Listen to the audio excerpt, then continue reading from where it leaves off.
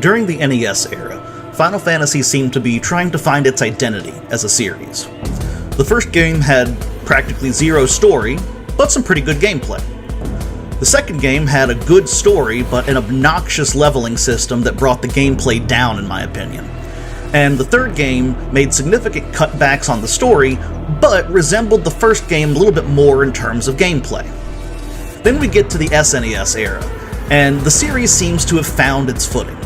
Final Fantasy IV was a fantastic blend of story and solid gameplay, and Final Fantasy V takes that and makes it even better. This is where the series really starts to feel like the Final Fantasy that gamers today know and love. Like the other Pixel remasters, Final Fantasy V has had its visuals and soundtrack beautifully redone from the ground up in a more modern HD 2D style, and a handful of quality of life improvements have been introduced to make a JRPG as old as I am a bit more palatable to modern gamers. It features the usual boosts, allowing you to tweak the gold earned, XP earned, and job points earned as high as 4 times normal down to none at all, and you're able to toggle random encounters on and off at will.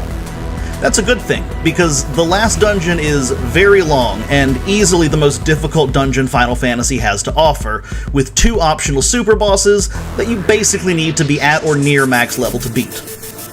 The whole game overall I found to be more challenging than the previous 4 games, although it only got genuinely hard at the end. Even with my usual moderate amount of grinding, I found myself using a lot more Phoenix Downs and Raise spells than I expected. That doesn't hinder the fun at all, but be aware going into it that this is a solid step up from Final Fantasy IV in terms of difficulty. The game's story starts off pretty standard. Something is wrong with the Wind Crystal, so the ruler of the kingdom responsible for that crystal goes to investigate. When a wandering traveler and anime-typical amnesiac come across and accompany a girl who, unbeknownst to them, is the princess of the aforementioned kingdom, they accompany her to the Wind Crystal to search for and assist her father. The amnesiac was an old guy who remembered nothing other than his name and that he needed to get to the Wind Crystal, and the wandering traveler, I guess, just had nothing better to do.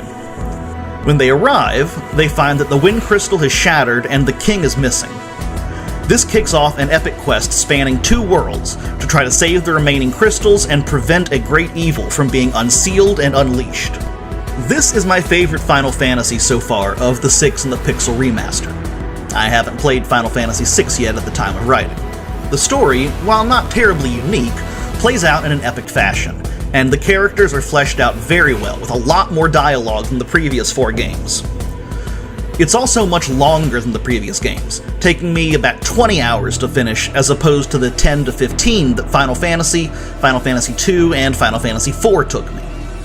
They may not stand up to modern gamers' 500 plus hour playthroughs of Skyrim, but compared to its predecessors, this is a beefy Final Fantasy game. It also added some features that would become recurring staples of Square RPGs. The job system was overhauled and, in my opinion, almost perfected here, and some of the new jobs introduced, especially Blue Mage and Time Mage, are still popping up in Square games today. I look at Final Fantasy V like the 3rd year teaching. In a teacher's first year, it's like the 3 NES Final Fantasy games. They have no idea what they're doing and are just trying to get a feel for what works for them and what doesn't. Final Fantasy IV is like the 2nd year teaching. You've pretty much figured out what your style is and what works for you, and now you're trying to build competence and confidence in those practices.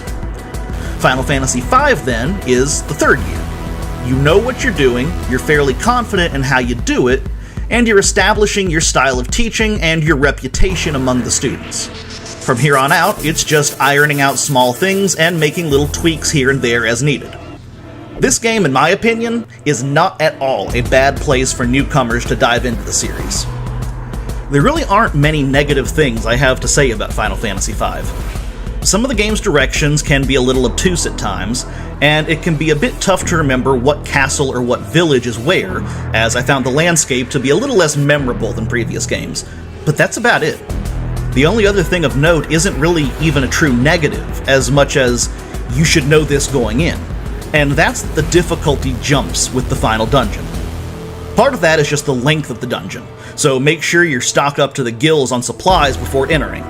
but you do fight numerous bosses on your way to the final boss, who has 2 phases. And the random encounters in the dungeon are no slouches either.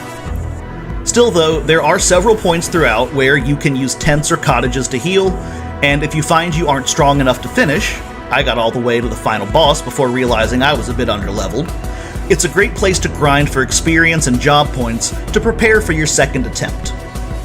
I've heard that Final Fantasy VI is arguably the best game in the series, but having not played that one yet, I consider Final Fantasy V here to be the best of the 2D Final Fantasy games.